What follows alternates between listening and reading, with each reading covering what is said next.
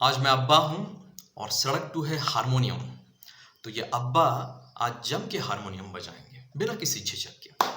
लेकिन ये हारमोनियम बजाने से पहले मैं उन सारे लोगों को रिक्वेस्ट करूंगा जो पहली बार मेरा वीडियो देख रहे हैं या पहली बार मेरे चैनल पर आए हैं कि प्लीज़ चैनल को सब्सक्राइब कीजिए, वीडियो पूरा देखिए। वीडियो अगर अच्छा लगता है तो लाइक कीजिए और कैसा लगा ये कमेंट में भी बताइए। चलिए हारमोनियम बजाते हैं। Welcome to the cinema mind. इसका जो ट्रेलर आया था सड़क 2 का, तभी मैंने बताया था कि आउटडेटेड स्टोरी पर बनाई गई फिल्म है। इसको थोड़ा सा कंटेम्प्रेरी लुक दिया गया है डीओपी की मदद से या फिर सिंक साउंड की मदद से। बाकी इसमें कुछ होगा नहीं।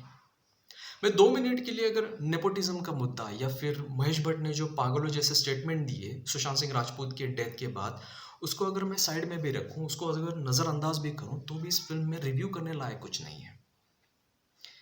मतलब कुछ कंपनियों के चिप्स के पैकेट होते हैं, ये चिप्स के पैकेट देखने में बड़े होते हैं लेकिन उसके अंदर चिप्स तो बहुत ही कम होते हैं लेकिन हवा बहुत ज़्यादा होती है। वैसे ही ये फिल्म, इसमें अच्छे अच्छे एक्टर महेश भट्ट ने लिए, लेकिन ये एक्टर चिप्स हैं, बाकी जो स्टोरी है वो हवा है। कुछ है ही नहीं है, चिप्स का पैकेट है जो फंसाता है हमें साइज बड़ा दिखाकर, उसको फुगे की तरह फुगा कर सिर्फ दिखने में बड़ा लगता है चिप्स का पैकेट। वैसे ही ये फिल्म, ना उसमें कोई लॉजिक है, ना हाथ है, ना पैर है, ना एक भी कैरेक्टर इसमें नॉर्मल है, कुछ नहीं है। एंटरटेन के नाम पर बिल्कुल भद्दी फिल्म बनाई है उन्होंने, वाहियात फिल्म। इतनी वाहियात है कि मैंने पिछली बार ये डेंजरस नाम की एक मिनी वेब सीरीज का रिव्यू किया था, वो वेब सीरीज भी मुझे बेहतर लगने लगी है इस फिल्म के सामने। इतनी वाहियात फिल्म। वाहियात इसलिए है कि स्टोरी इस तरह से ब्रेक होती है ना, उसके पीछे कुछ लॉजिक नहीं दिखाया। कुछ ऐसे सीन्स दिखाओ जिससे ये स्टोरी कनेक्ट हो, इसके डॉट कनेक्ट करने में हम पब्लिक को भी, ऑडियंस को भी मजा आए। कुछ थ्रिलिंग दिखाओ। इसका जॉनर भी फिक्स नहीं है, ना ये ड्रामा है या ना ये मेलो ड्रामा है, ना ये क्राइम ड्रामा है, कुछ नहीं है इसमें। स्टोरी शुरू होती है एक ट्रैक पर और खत्म एक ट्रैक पर होती है। आलिया भट्ट, आर्या देसाई, ये रोल प्ले किया है उसने। एक हुड पहनती है, वो जंगल में जाती है जहाँ कुछ रिचुअल चल रहे हैं, कल्ट रिचुअल्स चल रहे हैं जैसे हॉलीवुड की फिल्मों में दिखाते हैं। वहाँ पे मकरंद देशपांडे जो गॉडमैन है, एक गुरु है, फेक गुरु है, उसका बड़ा सा कटआउट लगा है, बहुत बड़ा कटआउट है। उस पर ये स्प्रे पेंट करके आती है बदला और उसको जला देती है। अब उसको बदला लिखकर जलाने का क्या मतलब होता है? तुम उसको सीधा जला देती तो भी लोगों को पता चल जाता कि तुम्हारी कुछ खुन्नस है इस बाबा से। लेकिन ठीक है, विजनरी डायरेक्टर महेश भट्ट 20-21 साल के बाद आए हैं, तो उनकी क्रिएटिविटी है ये। और वो उस हरकत के बाद उसको मेंटल हॉस्पिटल में लेकर जाते हैं, उसकी सौतेली माँ, ये गुरुओं के, फेक गुरुओं के लोग, क्योंकि वो मेंटली अनस्टेबल है 20-21 साल की, और उसकी हरकतों से यही पता चलता है।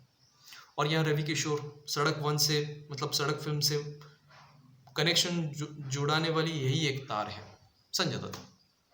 उसकी भी बीवी मर चुकी है, 3 महीना हो गया और वो अभी वापस डिप्रेशन में चला गया है। ऊपर से सुसाइडल टेंडेंसीज हैं, 1-2 बार मरने की कोशिश की है।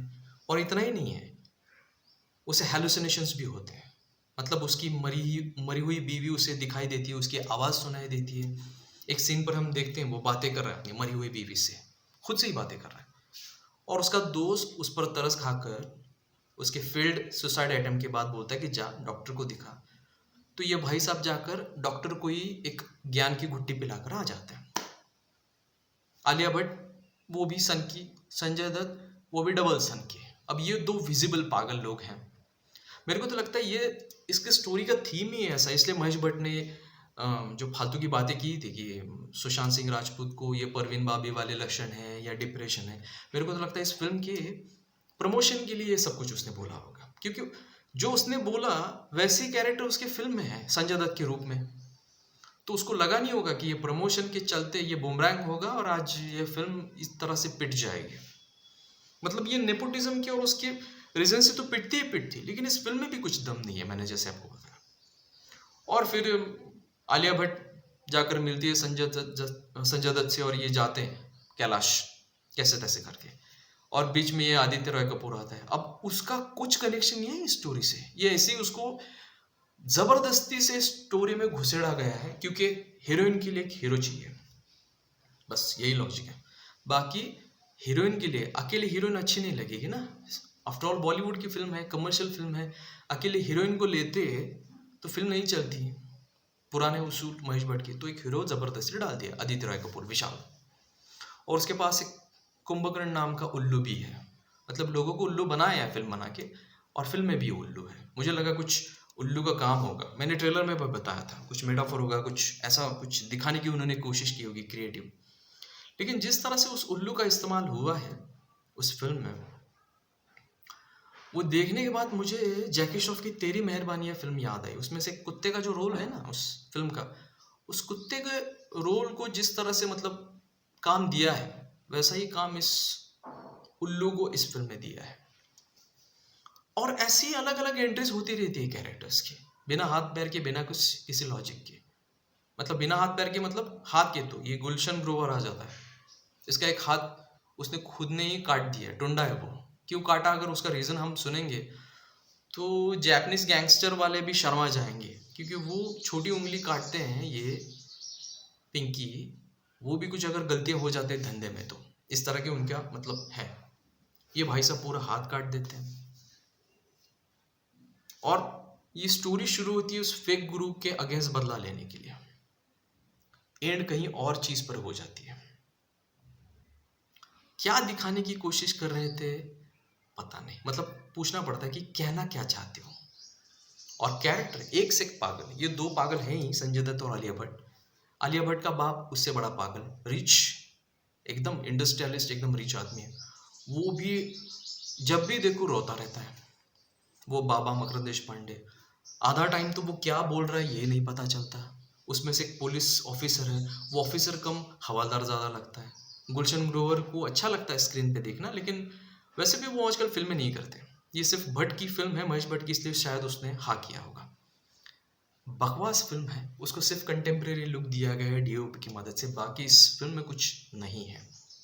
क्यों बनाई ये फिल्म 20-21 साल के बाद, डायरेक्शन में आने के बाद? इतनी बकवास फिल्म बनानी थी तो बेहतर बनाते ही नहीं।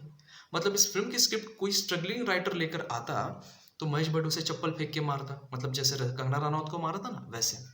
लेकिन उन्होंने खुद ने ये फिल्म बनाई है, तो पता नहीं अपने मन में उन्होंने अपने आप को कितनी चप्पलें मारी होंगी। अब उनको ही पूछना पड़ेगा उसके बारे में। 2020 की सबसे वाहियात और बकवास फिल्म बनी है, और मैं इससे ज़्यादा इसकी बुराई कर नहीं सकता। मेरे जितने रिव्यूज़ किए हैं, इतनी गालियाँ मैंने किसी फिल्म को नहीं दी होगी जितनी मैंने इस फिल्म को दी है। चलिए यही पर रुकता हूँ। नमस्ते।